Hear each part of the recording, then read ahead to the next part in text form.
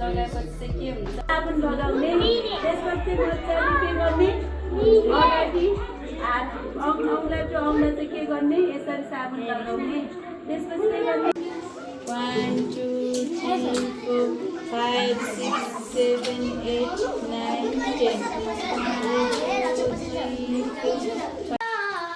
हुम्ला कैला motor आउला हुम्ला कैला motor आउला बसेको छु राहरैमा ए हजुर बसेको छु राहरै तिमीले त माया म ज्यानै पलिन्छु भन्छौ रे तिम्रो यो मनले त अरूको कुरा सुन्छौ रे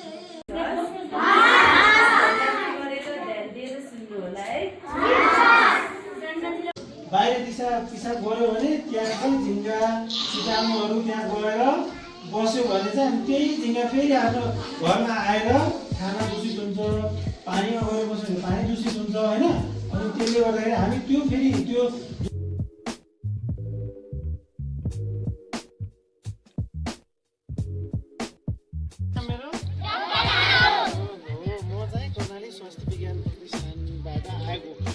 म चाहिँ मनको डाक्टर हो है त आज हामी चाहिँ तपाईहरुलाई कुनै प्रकारको तनाव भयो टेन्सन भयो हैन अथवा कसैले के भन्यो भने चाहिँ के गर्ने त्यति बेला भन्नु चाहिँ हामी चाहिँ सिक्छौँ है त ल के यो के हो यो के हो ब्रस यो दाँतको मोडुल हो है यो मालिकको दाँत हो काको दाँत यो काको दाँत हो भेरी गुड माथिको दाँत तलेको दाँत ठिक छ यो दाँतको तिमीहरूले सबैजना खुसी छौ भेरी गुड अब हजुरहरुको म्यामले हजुरको नाम लेखिदिनुहुन्छ 1 नम्बर है तर तिमीहरुको सबै एटेन्डेन्स हुन्छ हस् म्याम एटेन्डेन्स राख्दिनु होला है बच्चाहरुको एटेन्डेन्स हुन्छ हाम्रो म्याम दुईजना म्यामले चाहिँ तिमीहरुलाई दाँत माझ्ने ब्रसमा मन्जन दिनुहुन्छ हस् एकैवटा ब्रस र मन्जन दिनुहुन्छ ठीक ठीक छ कि छैन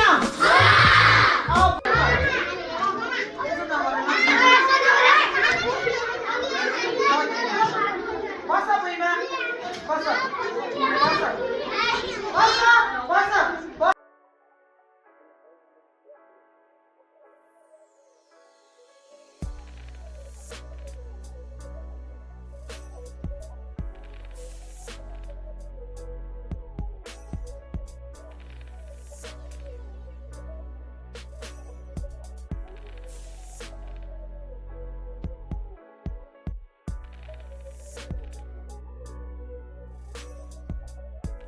कि पाएनौ?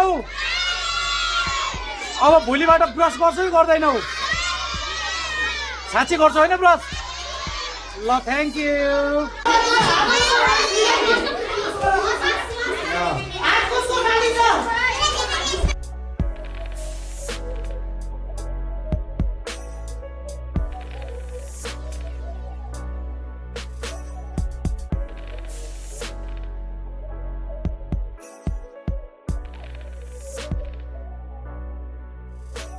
अनि कति क्लासमा पढ्छौ त? 2 मा? राम्रोसँग पढ्छ कि पढ्दैनौ? पढ्छौ? ज्ञानी मेरो पढ है त। हुन्छ कि हुँदैन? ल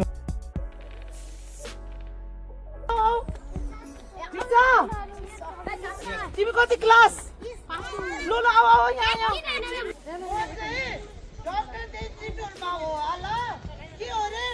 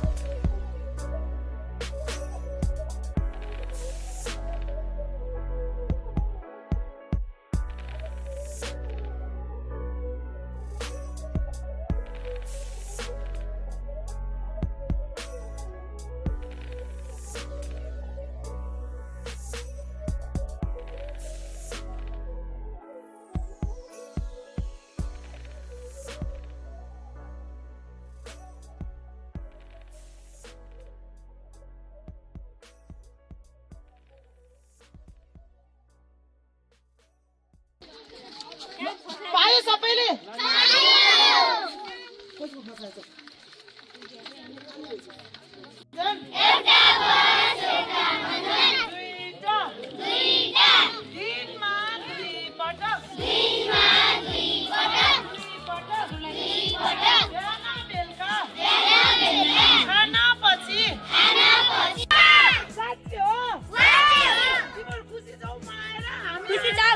One, two, three, सबले ल ल ल सबले।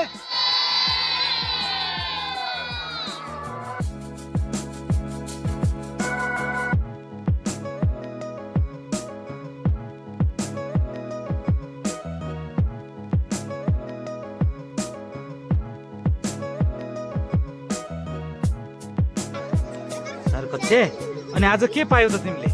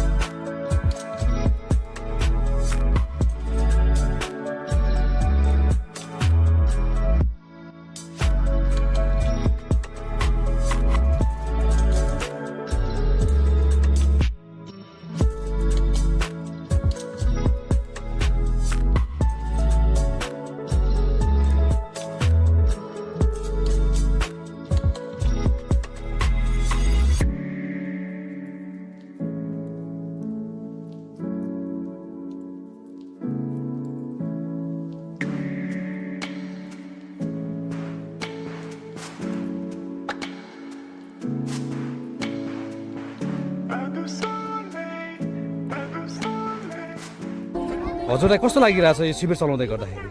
एकदम यो त पहिलाको प्लान नै हो। हजुर। उहाँको पहिला हाम्रो डाक्टर केजीहरूले हेरेर गएर स्टडी गरेर गर्नुभएको हो। यो ठाउँमा हेरिरहेर आएर गर्दाखेरि एकदमै खुसी लागेको छ। केही सहयोग नपाएको बालबालिकाहरूले पाउँदाखेरि एकदम राम्रो लागेको छ। पछि पनि अब अझ बढी बजेट आएर बढी कुराहरू मिलाएर गर्न पाइयो भने अझ राम्रै हुन्छ। हस्, थ्याङ्क यू डाक्टर साहब।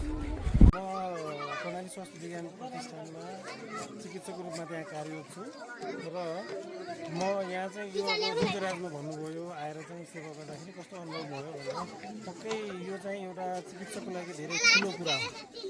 दुर्गराजमा आएर निडी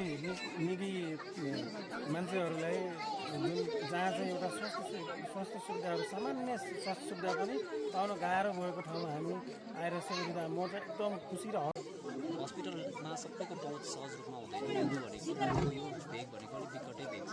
जुम्लासँग सडक सम्पर्क भए पनि आवत जावतमा समस्या हुने भएको हुनाले चाहिँ धेरै जसो बिरामीहरू हामीसँग चाहिँ आइपुग्दैन र बच्चा भनेको कहाँ समस्या छ भने चाहिँ धनी राम्रोसँग दिन सकिने भने उनीहरूको पढाइ लेखाइमा एकदमै अवरोधहरू आउन सक्ने हुनसक्छ। त्यही कुरालाई मध्यनजर गर्दै घाँटी र दाँत दुईटैलाई कम्बाइन गरेर